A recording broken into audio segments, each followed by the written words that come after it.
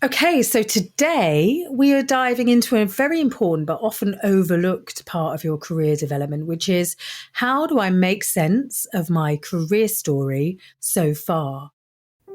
You'll spend 80,000 hours at work. You're here because you want those hours to count. Hi, I'm Zoe Schofield. And I'm Erica Sosner. A warm welcome to the Career Equation podcast. On this podcast, we take time out from our award-winning careers consultancy to share a game-changing formula to help you solve the sum of your life. Each week, we and our guests use the career equation to explore their story so far and help them unlock the secrets of a fulfilling career. We often focus so much when we're thinking about careers about where we want to go in the future. And that can mean that we forget to reflect on where we've been. But a crucial part of our career coaching methodology using the equation is all about having a sense of where have I come from and who am I and how has that informed where I am now? Because by reviewing your career journey, your stories, the choices that you made, the roles you were in, the experiences that you had, good and bad, and the skills that you used, we can gather powerful insights about what energizes you, what makes you uniquely you, where do you add the most value, and what truly makes you tick. And that's exactly what we're going to be exploring today. We're going to show you how we use the tool of the career timeline to help you to get clear about the lessons learned from your career story and how to be able to articulate that in a way that excites and energizes people who are curious about you. And perhaps most importantly, we'll show you how you can break down what matters and reflect on your experiences and then use the equation and the timeline and your history to design consciously a career future that is exciting and energizing. And we'll share some examples from our own personal stories along the way. So let's dive in. So why does reflecting on your career story matter? Well, for one, it helps you identify patterns, the good and the bad patterns. Perhaps you've always gravitated towards roles where you solve problems, or maybe you thrive when you're working with people. Maybe you've been pigeonholed too many times when you think about the sort of not so good parts of your story so far. But essentially, these patterns can really help you to make better career decisions when you're moving forward. Alongside that, looking back and reflecting over your story so far will really help to boost your confidence. When you take time out to map out what you've done, you start to see the skills you've developed, the impacts you've made. And those are things that you might not recognize on a day-to-day basis. And it's very easy to overlook or just disregard all that rich information. And it can be such a powerful way to explore what has gone before and to help you therefore see, what do I want more of? What do I want less of? What do I want to start doing? Or perhaps what is it that I want to stop doing? Such rich information for us to really get excited by. And, narrative in any area of life is just so much more interesting than data. So having a sense of your career story enables you to bring your CV to life and to be compelling and engaging around that in the way that a sort of linear description of what you've got up to can never achieve. And whether you're job searching or you're preparing for a promotion, or maybe you're even considering a total career shift, being able to clearly articulate what your journey has been, what you've learned from it, and who you've become as a result is really crucial, because employers, new clients, they all love a good story. So being able to be succinct about that is very important. So we want to support you to use your experiences so far to be able to create short, impactful stories that engage your listeners, tell something about who you are, and make you more memorable in that sea of CVs or applicants or, alternative competitors, perhaps in the industry that you're in. So we want to be able to support you to make an impact and to demonstrate that uniqueness in a way that supports you to stand out. And story is really the best way to do it. Stories are memorable People remember, their retention on them is much, much better than data alone. They also enable you to be totally unique because the story that you tell about an experience you've had, be it with a customer or solving a problem or innovating on an idea or launching a product, is going to be completely unique to you. Only you can tell that story in that way. And therefore you become more memorable in the mind of the interviewer. It's also more engaging. People really enjoy hearing stories. They get activated into their inner 4-year-old and they're really paying attention to what you say. So it's a chance to have the audience in the palm of your hand. But it also helps you perhaps to make sense of a history that may not have been so linear. It might be quite eclectic. My career history has included time in the civil service, working virtually in a consultancy 20 years ago when that was quite unusual, working in universities, working for myself, working for charities, then working in-house again in big corporates, in sales teams, in employee engagement consultancies, and then launching my own business. And if you just looked at that with the dates against it, you might say, hey, what's going on? This looks like quite an odd career journey. But actually being able to look at that story and to build out what are the golden threads? What were the things that were consistent across the work that I was doing and the experiences that I was trying to have? You start to see what your patterns are, as Zoe said. So for me, it's all about learning, about human potential, about service and impact, about innovation and learning design, about seeing what's going to come next and what are the best ways to fill in people's gaps, about life education. And whether I was at the civil service, a head of diversity at a university, running my own social enterprise, writing a book, or coaching and speaking to you on this podcast, I'm trying to achieve the same end. And that's why reflecting on your story can give you so much value and clarity, both in terms of your own self-esteem and confidence, but also making sense if you've had a relatively squiggly career path. So how do you go about then reviewing your career story? Well, first of all, what I'd like you to do is imagine a storybook all about you and your work and your career experiences. And wherever you are in that book at the moment, maybe you're near the beginning of your career story, or maybe you're a few chapters in, or maybe you're nearing the end. It doesn't matter. What we do know is that the next pages are currently blank, and rather than falling into them, we can make use of all of the rich insights from the chapters before to help us curate the future chapters and craft out the choices of what we want to make next. So a great place to start is a timeline exercise. Now, you can do this however you like, but we would encourage you always to grab a piece of paper and start drawing out a timeline.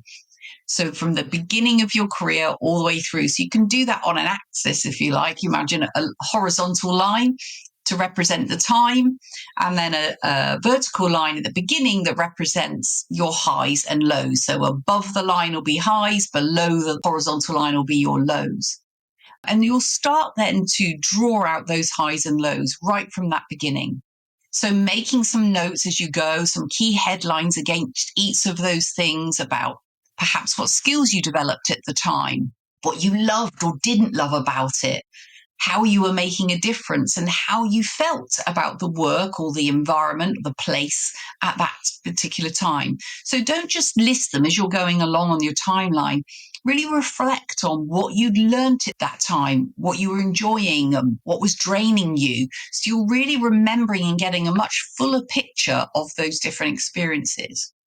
Once you've got something down, so you've got the bones of this timeline down with some ideas, spend a little bit of time then reflecting on, when I look at this, what have been the highlights? When have I felt most energized and really happy in my work? And when have I been making the biggest impact where I felt like, yes, what I'm doing is making a difference and I'm feeling fulfilled? What patterns or themes are you noticing that are emerging?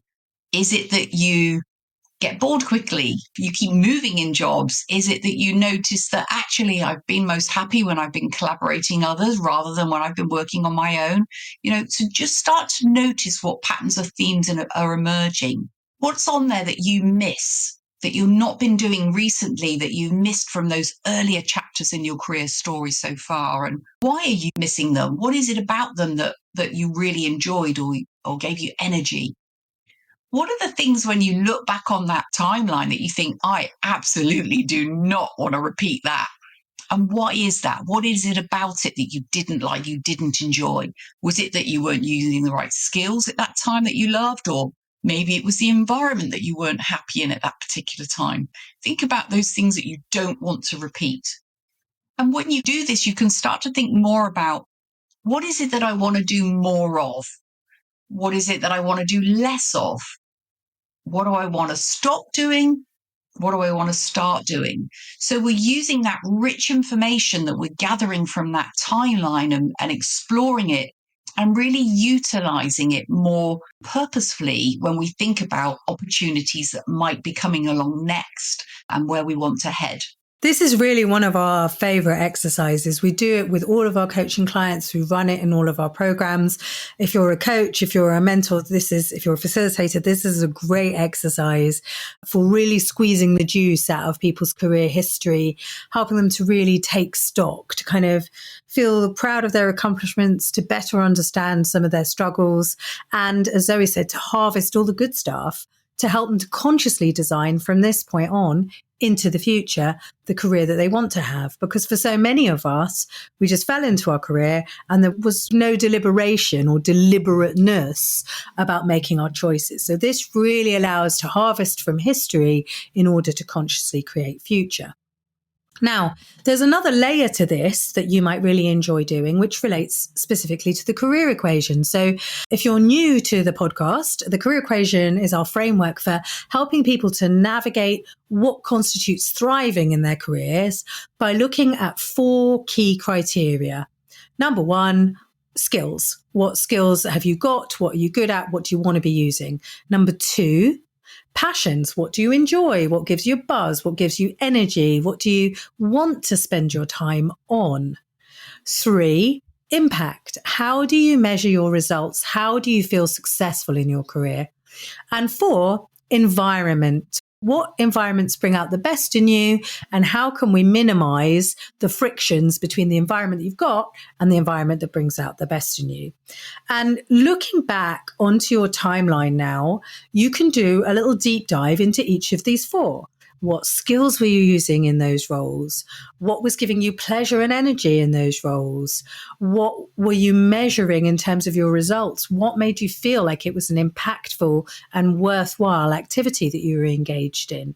And what was the environment like? And particularly if you've got dips below that timeline into, I really didn't enjoy that, there's great insight to be mined from experiences that you didn't enjoy, because those will tell us, was the environment off? Was the skill set off? Were you getting the results that you wanted? So you can use the equation not just for the highs, but turning around the lows to really uncover what it was that you needed, and thereby giving yourself a really good shopping list for the kind of experiences and career that you want to have next. Zoe calls this, and I love this, that she describes it as putting on your career equation goggles and looking at your career and your career timeline with these goggles on. You really start to see where and how these different elements are showing up. Maybe there was a project that you did that particularly aligned with your passions, or there's a skill that you hadn't really thought about recently that you realize, actually, if I brought that back in, that would just bring so much more joy and energy to the work that I'm doing. And once you've got this clarity, once you know what the harvest has been from the past, decision-making about the criteria for the future becomes much, much easier, because instead of jumping from job to job, kind of hoping that you will find a fit, you instead have a shopping list. And if you have a clear shopping list and you can be intentional about your next move, you're much more likely to find it or be able to reshape and redesign it and have a great quality conversation with a mentor, with a recruiter, with a coach about bringing that fully to life. And what's so great about this timeline exercise is that when it comes to career conversations and great conversations within organizations, this is such a powerful discussion and engagement tool as well between a manager and their talent. It's a really great exercise to do together. You know, hearing a little bit about somebody's backstory can be a really great way to connect, to build trust, to feel heard, to learn so much more about each other. And it can be done in a 360 style as well. So the employee gets to hear a little bit about the manager's timeline, where they share some highs and lows of their story so far, and vice versa. I think it's such a lovely way to really get to know each other. And we'll take away some assumptions that we maybe make about each other, about, oh, my manager must be so skilled and always seems to be on the ball and never makes any mistakes. But actually, when you hear their backstory, maybe there's some highs and lows in there that you had no idea has happened, and you get much better understanding about each other. So a great 360 style tool as well.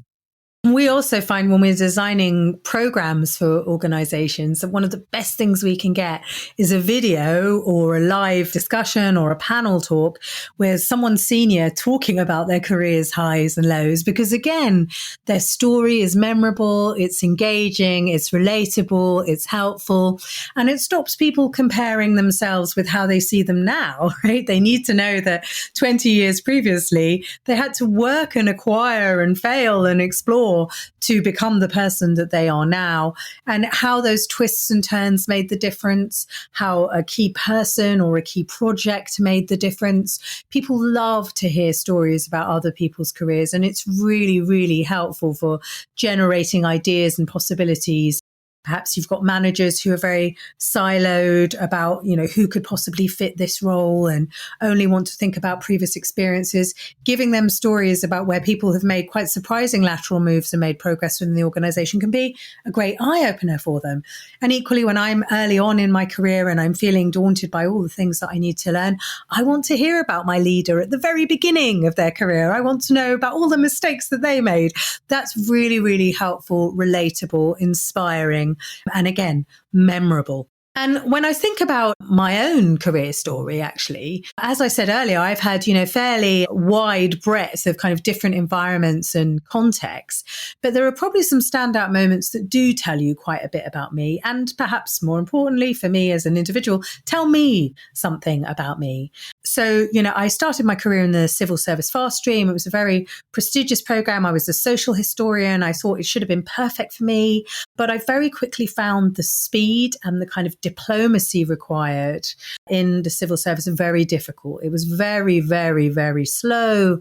You had to be very careful. Things took years and years for you to feel like you had an impact. And that was great learning for me, that actually I'm a very dynamic person. I like lots of plate spinning. I like to make things happen. I like to see the impact of what I'm doing.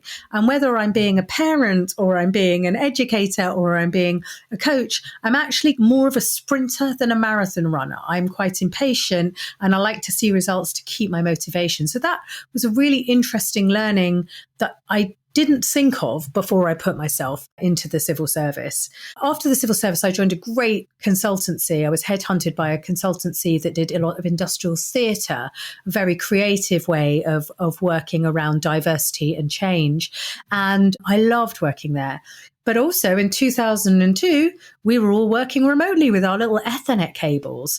And that for me was the big wake up call of like, I don't have to do a commute every day. I perform so much better when I don't have to deal with all of the demands of the morning and getting out on time and being seen all the time. Having that flexibility to obviously see my clients and see my colleagues on a very regular basis throughout the week, but not just always needing to be there at 9 o'clock, wearing a particular outfit, behaving in a particular way. That was a huge breakthrough. It was very, very important to me. So wherever you go within your career story, try to just highlight the points where you felt something, either really elated or really disappointed or really confused or really inspired or really hard, because it's actually those points that A, make a more interesting story for the person listening to it, but B, have the juiciest insight for you. What about you, Zoe? Any guests, any coaches or your own experience around using the story? For me, definitely. I remember it distinctly when I first did my career timeline down on paper, and I hadn't done that kind of exercise before. I suddenly realized when I saw it down on a piece of paper how bored I got quickly and easily within roles. And it was because there was this sort of peak of a high and then a drop of not low, really low, as in I hated it, but definitely a sort of a drop down. And then I'd change again. And this was really apparent because when I first started out in banking, it was quite fast paced where you'd learn a role. So you'd learn how to cashier, or you'd learn how to process checks or direct debits and standing orders. And I'd get this peak of activity where I was really happy, and then I'd get bored, and then a peak. And I didn't see it until I literally saw it down on a piece of paper drawn. So I could tell from that, when I looked back and thought about patterns, that I was always keen to try new things, and I would get bored, or I'd get what I need from them, and then I'd want to learn something new. But I was in banking for 15 years, so I was very loyal to the organization, but I got itchy feet within them, and I had to kind of keep, I guess, reinventing myself or my role time and time again. So that was one of the things that really stood out for me. But also I learned that the environment was a huge factor in my ability to thrive in an organization and truly love what I was doing. And that really was apparent from doing the timeline exercise, because I think of it as my sort of second career, if you like, because after I had my children, I moved from banking into public sector. And there was so much to love in public sector about being passionate and feeling a real importance about the type of work that I was doing. But what I noticed is that the environment wasn't always helping me to thrive, the type of environment. And there was lots of things in that mix, from just the political and kind of environment and agendas and the pace of it and the red tape and bureaucracy that was in that environment really did stop me feeling this sort of ability to be at my best and on my A game. I think I definitely recognize when I looked back on my timeline that I probably stayed too long in places that didn't have the right environment for me to be able to thrive.